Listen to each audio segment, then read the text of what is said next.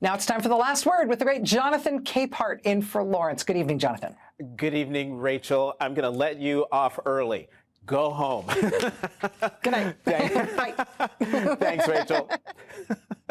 It has been 34 hours since we learned that top Trump officials accidentally texted war plans to Jeffrey Goldberg, the editor-in-chief of The Atlantic. And just moments ago, a new declaration from Donald Trump about national security breach. It's no problem. It wasn't classified, as I understand it. There was no classified information. There was no problem. No problem. So, reporters, do your thing. Ask every single elected Republican, every military expert, every national security expert if they think it was no problem that cabinet-level officials in the Trump administration, including the vice president and the secretary of defense, used an app that you or I could download from the App Store at this very moment to discuss plans about a military strike in Yemen. Today, the government watchdog group American Oversight filed a lawsuit against Pete Hegseth and 4 other Trump officials for using a commercial messaging app in violation of the Federal Records Act because Signal messages are stored only on an individual's device with no copy or backup of the messages retained on the Signal system or servers. This means that Signal messages can be preserved by the individual users through screenshots or other means, but once deleted, messages cannot be restored or retrieved after deletion. The lawsuit asks for an emergency injunction for the Trump officials to preserve all materials and to refer the matter to the Attorney General for enforcement of the FRA, preservation of records, recovery of unlawfully removed records, and the recovery or restoration of any deleted or destroyed materials to the extent possible. Jeffrey Goldberg did not release the full message exchange out of security concerns. Later in the hour, we will discuss Jeffrey Goldberg's latest comments on what he plans to do with the yet unpublished group chat. And national security lawyer Mark Zaid will join us to discuss the legal and security concerns. Mike Waltz, Trump's national security advisor who created the group chat, tried to make this seem like a tech issue. It's embarrassing, right. Yes. We're going to get to the bottom of it. I just talked to Elon on the way here. We've got the best technical minds looking at how this happened. Today, by pure chance, 2 of the cabinet-level officials in the group chat, Director of National Intelligence Tulsi Gabbard and CIA Director John Ratcliffe, were previously scheduled to testify before the Senate Intelligence Committee about worldwide threats. You were not TG on this group chat? I'm not going to get into the specifics. So you refuse to acknowledge whether you were on this group chat? Senator, I'm not going to get into the specifics. Why are you going to get into the specifics? Is it because it's all classified? Because this is currently under review by the National Security Council. Because it's all classified? If it's not classified, share the text now. So you were the John Ratcliffe on that chat? I was. Thank you. My communications, to be clear, in a Signal message group were entirely permissible and lawful and did not include classified information. Well, we will make that determination, because if it's not classified, share the text with the committee. But some Republican lawmakers are concerned about the national security breach. I suspect the Armed Services Committee may want to have some folks testify and have some of those questions answered as well. I think everybody has acknowledged, including the White House, that, mistakes were made. And what we want to do is make sure that something like that doesn't happen again. It's a fact. The classified information was put on by the Secretary of Defense. So I think it's pretty clear. What do you make of the White House saying that no war plans were shared, criticizing the reporter? That's baloney. I don't think they ought to just be honest and own up to it. It's not okay, and any member of Congress, particularly ones that are on important committees, or sensitive committees like Armed Services or Intelligence or Foreign Relations, knows that it's not okay. And the people who protect America are demanding answers. Here's Senator Elissa Slotkin tonight on Chris Hayes. I've been hearing from a lot of spouses today, a lot of family members of folks who are on those missions who are just like, are you kidding me? We are told we can't even talk to our kids about where our loved ones are for operational security.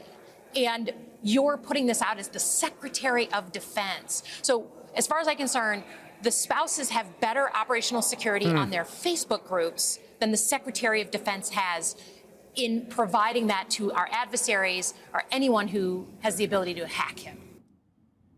Leading off our discussion tonight is Arizona Senator Mark Kelly, a Navy veteran who serves on the Senate Armed Services Committee. Senator Kelly, thank you very much for coming to The Last Word. As I said, we are 34 hours into this. 34 hours later, what questions do you have? What do you want to know? Well, let me start by saying the president said he said no problem. No problem. This is a big problem.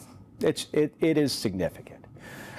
Some of our most classified and sensitive information is when we are about to conduct an operation with U.S. service members. In this case, likely off of an aircraft carrier, but we had ships at sea. With the Houthis are going to be attacked in Yemen.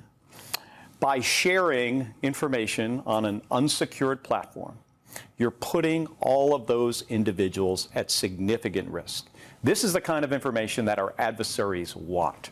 And when they can get it, let's just say as an example, if the Russians were able to get some of this information off of this signal chain, I could see a scenario where they would share it with the Iranians, who would share it with the Houthis in Yemen. And then our pilots coming off that aircraft carrier to deliver bombs on target at a certain time, there's a much higher likelihood that they would be shot down. You know, Senator Kelly, do you believe Republican senators, like your colleagues in the Armed Services Committee, will just roll over on this? And are they hearing from people on the ground and in the field, as Senator Slotkin has, for whom this is a real safety concern? Well, I don't know what they're hearing. You heard Senator Kramer of North Dakota tonight talk specifically about this, how this is a problem, and people screwed up. Obviously, they did. And we see folks on TV getting incredibly defensive. I think it's important for people when they make a mistake, especially service members, you got to own up to the mistake. Accidentally putting a journalist on a Signal chat chain is a huge problem. But I would say what the bigger problem is what information was shared. And we don't have all of that information yet. It's clear to me after the hearing that we had today that I don't feel like folks are being totally straightforward with us on this. You could see it. You could hear it when I was asking the Director of National Intelligence specific questions about were targets discussed, were weapons discussed, was timing discussed, long pauses, a lot of like wheels turning before she would answer, especially with the DNI. So I've got a lot more questions. I want to know what the Secretary of Defense actually said. What was shared? And they might say, okay, it's not classified. Maybe he declassified it. But when you're talking about real operations with real people putting their lives at risk for this country, in my view, there is nothing more sensitive than that information. Hours, possibly hours, before they're about to go feet dry with a surface-to-air missile threat that can shoot them down.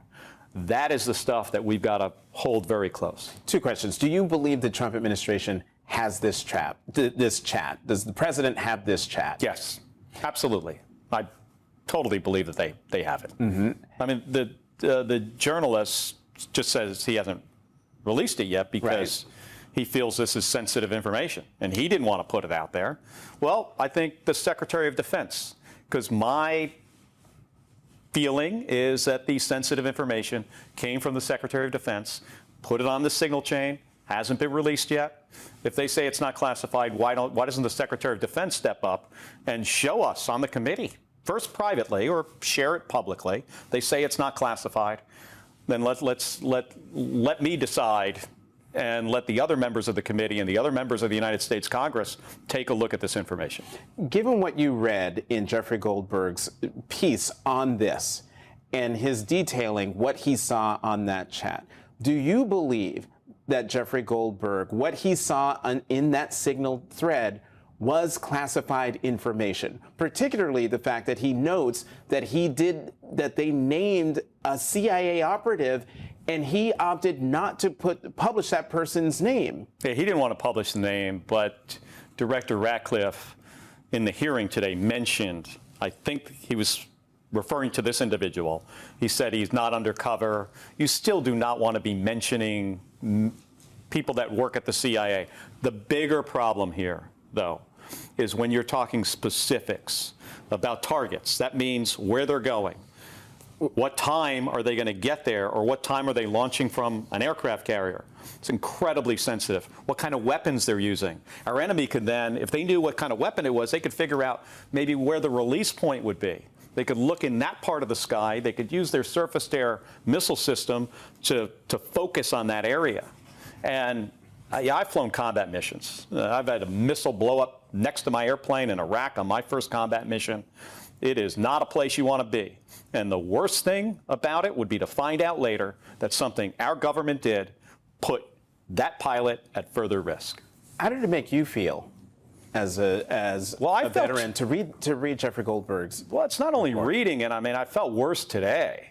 I mean, we've got these folks in front of us, the DNI, the director of the CIA, and my feeling is they're not being transparent with us. They're trying to get around answering very direct questions. And I saw Mike Waltz, who I know well, and thought he was a good choice, for this job. I don't like when people are not taking ownership for things that they were clearly responsible for. It's obvious that he put the journalist on this signal text chain. You got to own up to it. Do you think that any of these folks will be held accountable, or will Congress just roll over? The Republican majority will just roll over and act as if nothing happened? Well, I think there should be an further investigation. And I also don't get the sense that this is over.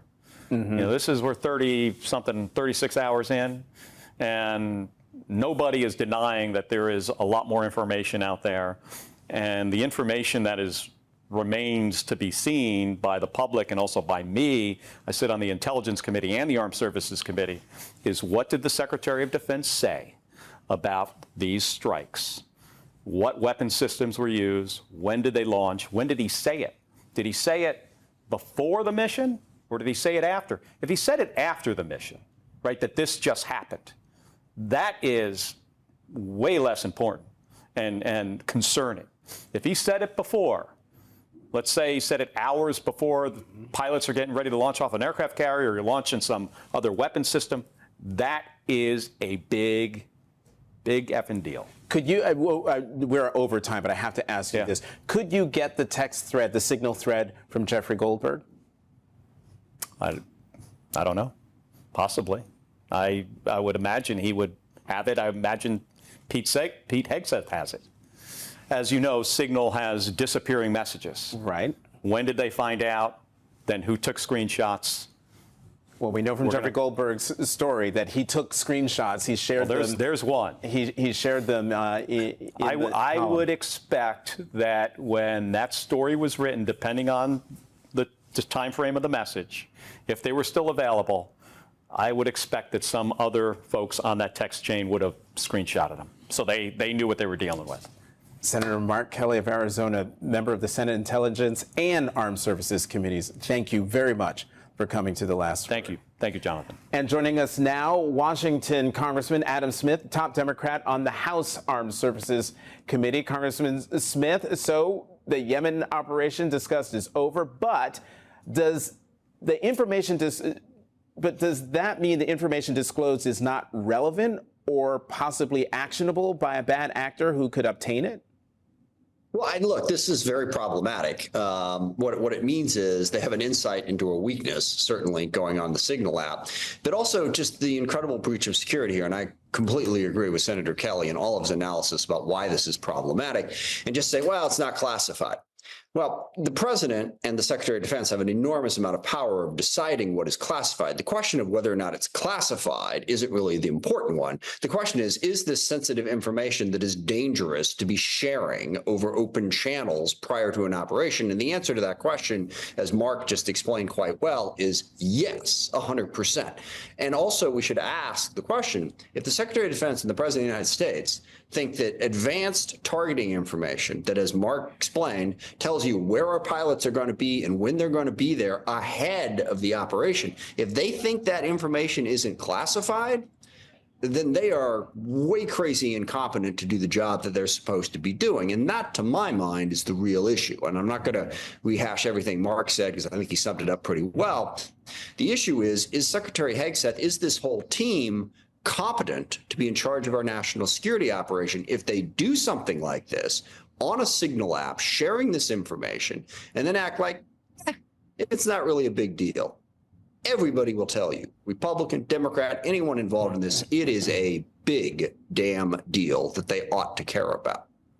You know, House Minority Leader Hakeem Jeffries wrote a letter to President Trump calling for Defense Secretary Pete Hegseth to be fired over using the group chat to discuss war plans. And I'm quoting here, his behavior shocks the conscience, risked American lives, and likely violated the law. Secretary of Defense Pete Hegseth should be fired immediately. So, Congressman Smith, should Hegseth and other officials in the group chat be fired? Well, I'm getting to that point because they are not responding to the inquiries. They are not explaining themselves, and they're not reassuring us about what they're going to do going forward. And look, there have been instances, I discussed this earlier, Secretary Austin got in trouble because he didn't report his illness and that he was out of pocket for a while while he was being treated for cancer. But he came clean on that, explained it, and he came before the House Armed Services Committee and testified. He gave us the oversight that we need. If Secretary Hegseth is saying, screw you, I'm not going to answer any of your questions, but I'm not going to pay any attention to this, if he's blocking Congress's ability to do our job on oversight, and if he's making it clear that he doesn't think this is a big deal, then yeah, I think we get into concerning territory. And one other thing that occurred to me on this that hasn't been mentioned before, absent from this phone call, so Stephen Miller is on the call. And why is Stephen Miller concerned about strikes in Yemen? There wasn't a single uniformed officer on this call, which points up even greater incompetence here. So they fired the chairman of the Joint Chiefs of Staff, C.Q. Brown, an eminently qualified human being, by the way, fired him, haven't replaced him yet. On situations like this, the uniformed military personnel are the ones that have the most experience about how to carry out these operations, how to carry out them safely. What the hell is Stephen Miller doing on this call? Okay, you don't have a chairman of the Joint Chiefs of Staff because you stupidly fired the one that you did have, but maybe the vice chair? Maybe, the CENTCOM commander, somebody who has some operational intelligence here, should have been part of this discussion a hell of a lot sooner. Forget Stephen Miller, certainly a hell of a lot sooner than Jeffrey Goldberg should have been part of this conversation. Congressman Adam Smith, thank you for coming to The Last Word. Thanks for giving me a chance. And coming up, as we were just discussing, will the full group chat be disclosed either by the administration or by Jeffrey Goldberg? That's next.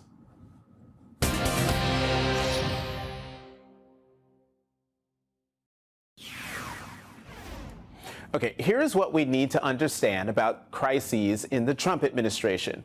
We cannot wait for them to take responsibility.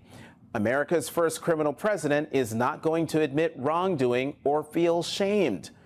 That train has left that station, if it ever stopped there at all. That is not this world. The Trump playbook is attack the media for reporting it, deny it, deflect with irrelevant information, lie about it, all of the above.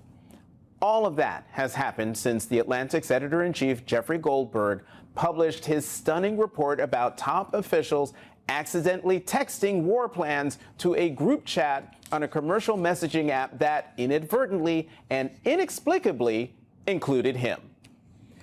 Group chat participant Tulsi Gabbard, the director of national intelligence, claims no classified information was shared. I can attest to the fact that there were no classified or intelligence equities that were included in that chat group at any time. Group chat participant Pete Hegseth, the Secretary of Defense, claims no war plans were texted. Nobody was texting war plans. The White House press secretary, in a statement, claims, 1, no war plans were discussed, 2, no classified material was sent to the thread.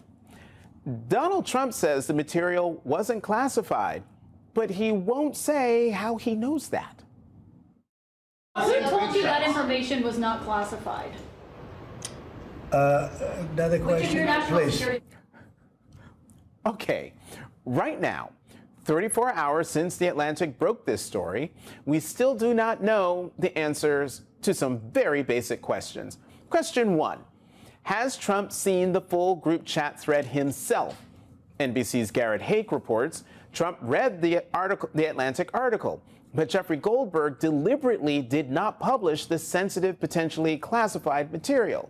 Question 2, does anyone in the Trump administration have the full group chat thread? Senator Mark Kelly just told me he believes they do. Today, as the Trump team follows its predictable playbook, attacking Jeffrey Goldberg, some, like Lawfare's Ben Wittes, have called on Goldberg to release the full chat thread.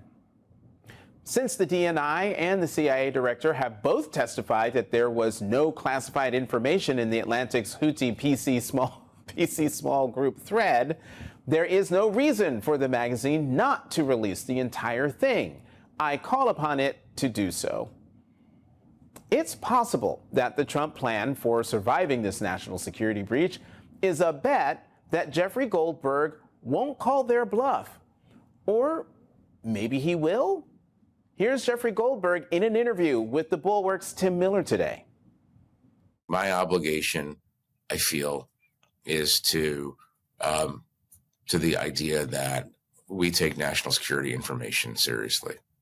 And maybe in the coming days I'll be able to let you know that, okay, I have a plan to have this material vetted publicly. Joining us now are Mark Zaid, a national security attorney who deals with cases involving security clearances.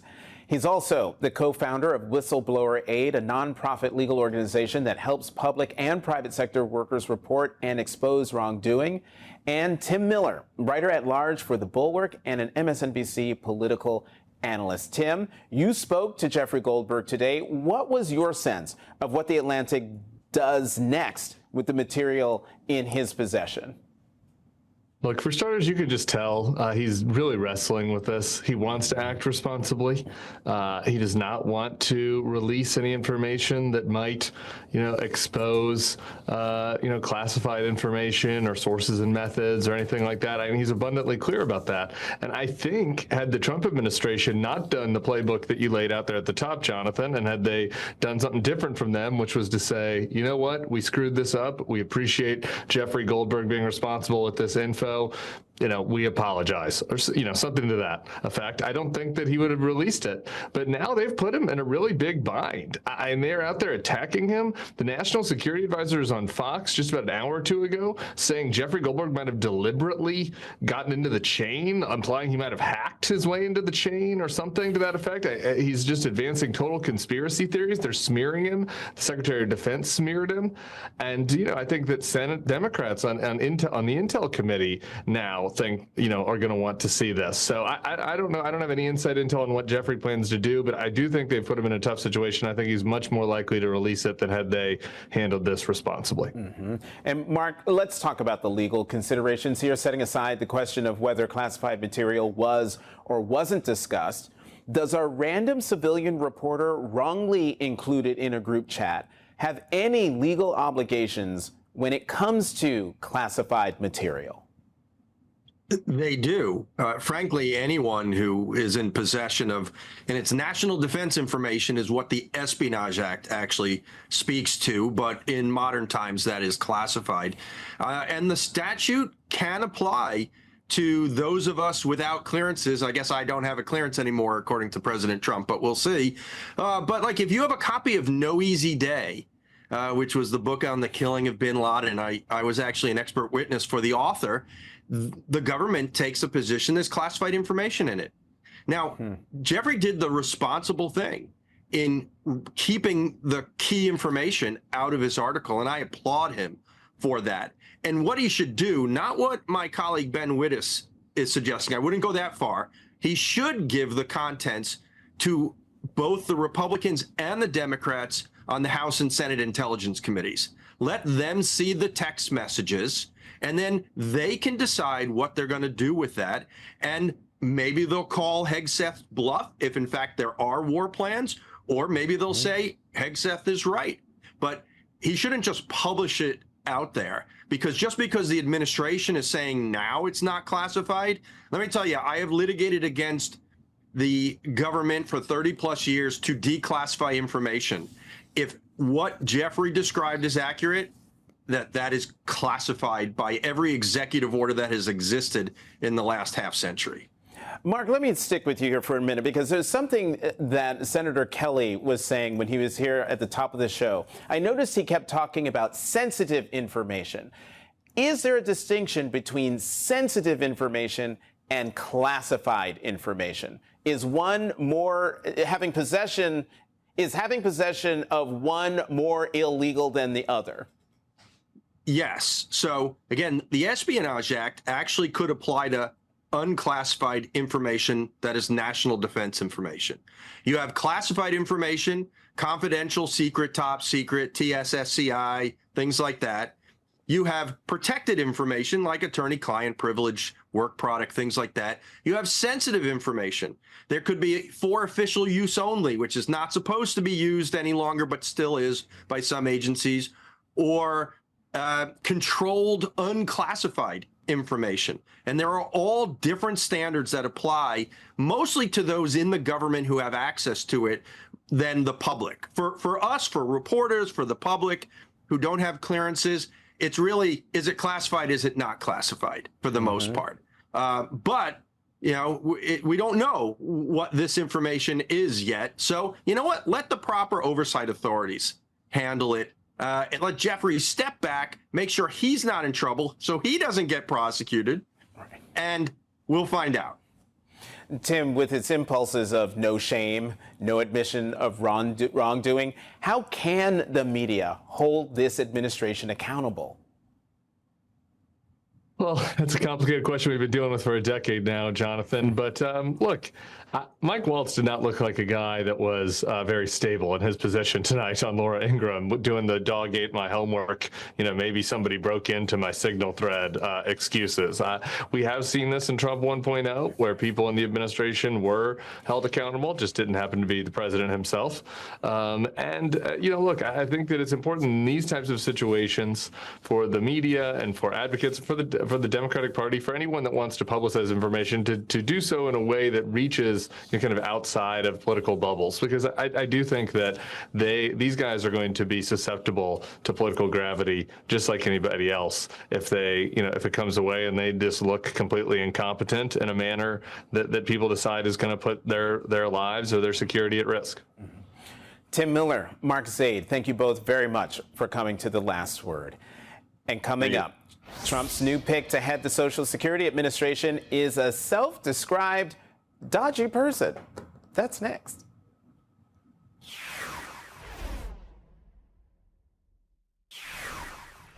What are you doing to ensure the protection of our Social Security benefits? Yeah. Good question.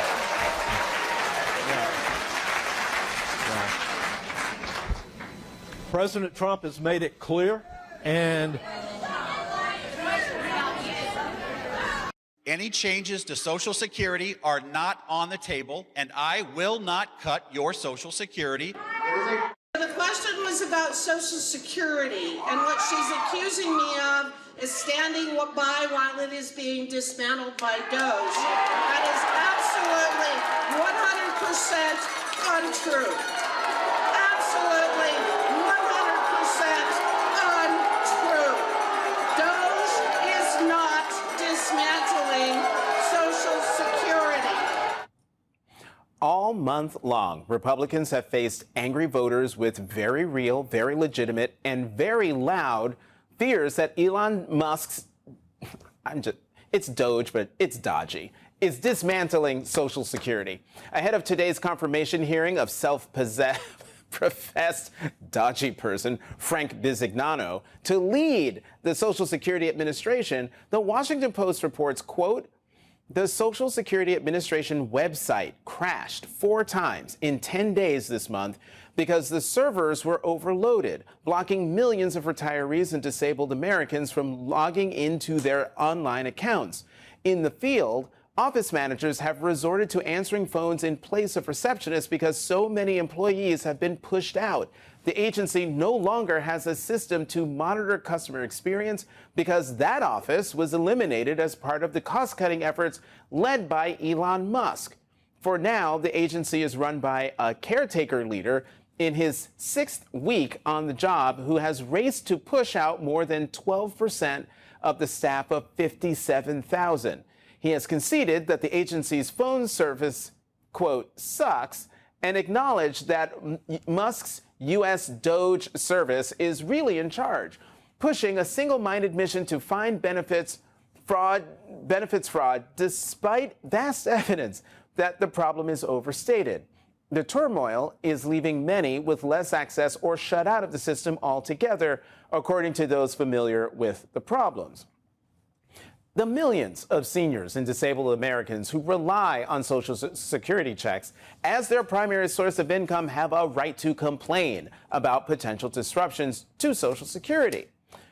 But according to billionaire Howard Lutnick, Donald Trump's Commerce Secretary, only a fraudster would complain if they don't receive their Social Security check. Let's say Social Security didn't send out their checks this month. My mother-in-law, who's 94, she wouldn't call and complain. She just wouldn't. She'd think something got messed up, and she'll get it next month. Yeah. A fraudster always makes the loudest noise, screaming, yelling, and complaining. Joining us now, Democratic Senator Ed Markey of Massachusetts, a member of the Health, Education, Labor, and Pensions Committee. Senator, every time I see that clip, I want to scream. Of course his mother-in-law isn't going to call to complain. Her son-in-law is a billionaire. She can go a month, 2 months, forever without a Social Security check. Your reaction to that? Well, of course, that's outrageous. 22 million Americans would be in poverty without their Social Security check. So they can't wait an extra month. They need the check every month to make sure they can pay for every one of their bills because it's their only check and they would be devastated. They'd fall into poverty. In fact, 2/3 of all seniors are 100% dependent upon this check, and only without that, they're in big trouble. I'll give you another number. Over the age of 85, 2/3 of the recipients are women. 2/3 are women. And what they're saying is, well, we're going to cut off the phone system.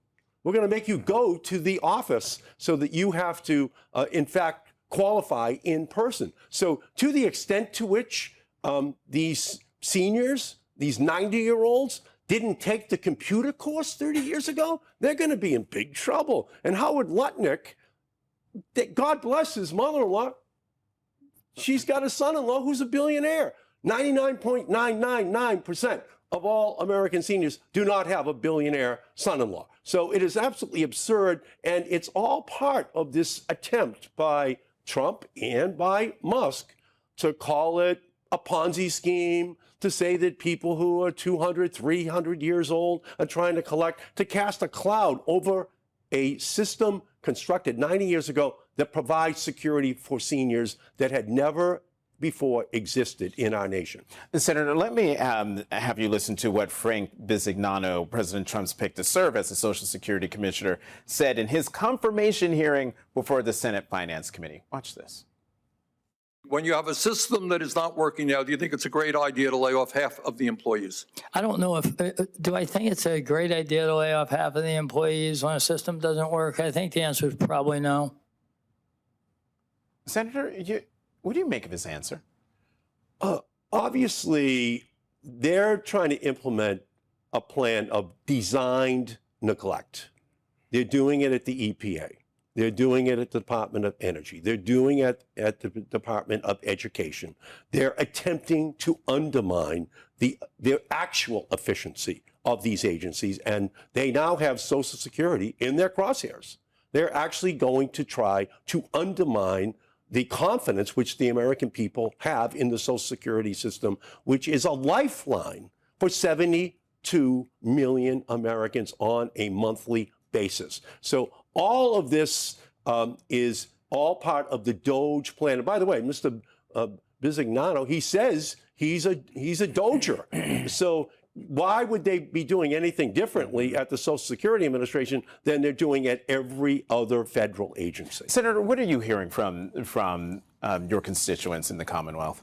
Well, there's outrage. Social Security has always been described as the third rail of American politics. The Republicans are now touching the third rail, and they're getting burned.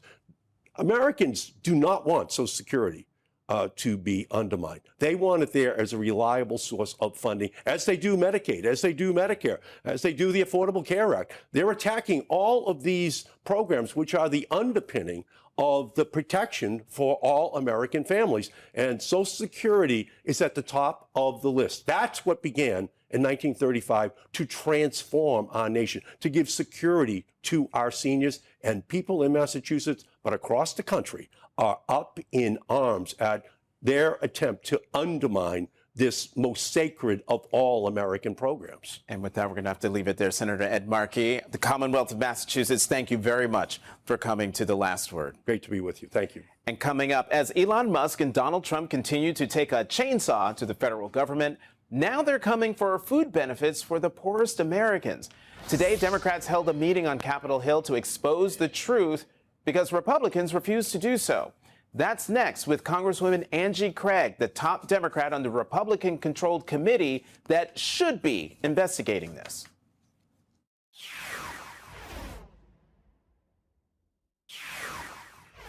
They are tanking the stock market. They are offending our allies. They are closing down markets to farmers and businesses here in Pennsylvania. The price of goods, from eggs to cars, is on the rise because of the chaos that the Trump administration has injected into our economy. These tariffs are the dumbest economic decision I've ever seen a president make. That was Pennsylvania Democratic Governor Josh Shapiro at the Central Pennsylvania Food Bank earlier today, slamming President Trump for cutting federal funding that impacts Americans who need food, but also local farmers who provide that food. On Capitol Hill today, House Democrats held a shadow hearing to address the devastating effect of Trump and Republican cuts to food assistance programs like SNAP, the Supplemental Nutrition Assistance Program. SNAP benefits fall under the jurisdiction of the Agriculture Committee because more food demand from Americans means more food supply needed from American farms and farmers. Here is Minnesota Congresswoman Angie Craig, the top Democrat on the Agriculture Committee, who will join us in a moment on the broad impact. House Republicans are proposing we shrink the food economy by cutting the SNAP program by $230 billion, all to pay for a program of tax breaks for billionaires in this country. It's absolutely shameful. My grandfather was a farm foreman, and in farm country, neighbors help neighbors. Life is tough enough as it is. We shouldn't be forcing American families to go through it on an empty stomach. I want to thank our witnesses for being here today. I think the American people need to hear the true cost of giving tax breaks to billionaires, because the choice before Congress is not if we should save $230 billion or not.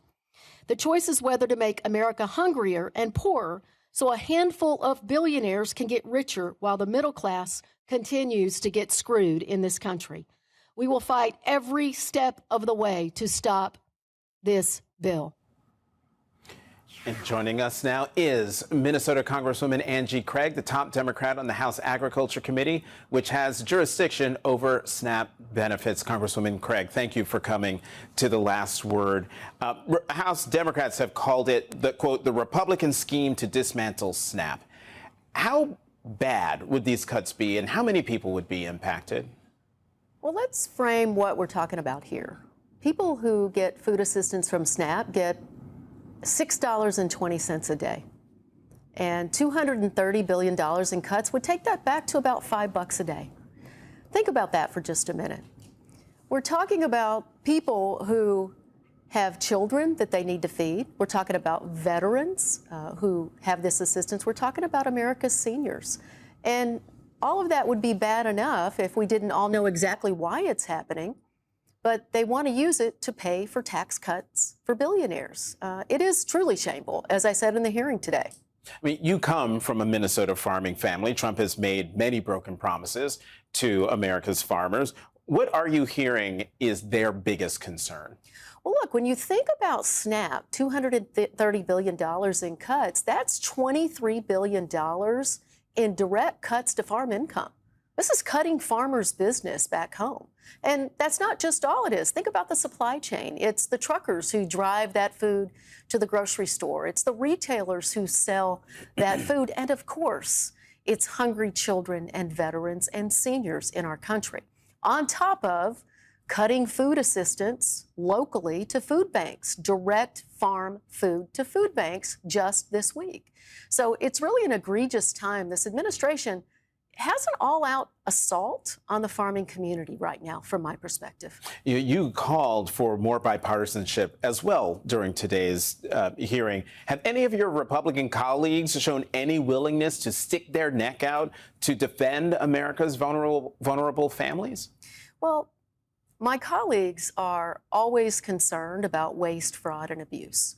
And they point out that in these programs that we talk about, that's where they're focused. But that's not true at all.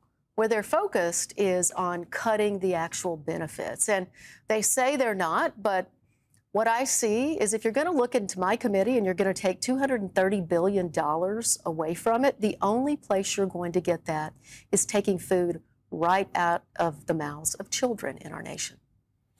Congresswoman Angie Craig, the great state of Minnesota, the congresswoman for my alma mater, Carleton College. Thank you very much for coming to The Last Word. It's great to be here. And tonight's Last Word is next. And I want to tell you one more time about my new book, Yet Here I Am, Lessons from a Black Man's Search for Home, which comes out on May 20th. And about the conversation I'm going to have with Lawrence that night, May 20th at 7 p.m. at the 92nd Street Y in New York City. Tickets are available. Get your tickets. I can't wait to talk with Lawrence and to have you in the audience, so I hope you'll join us. That is tonight's Last Word.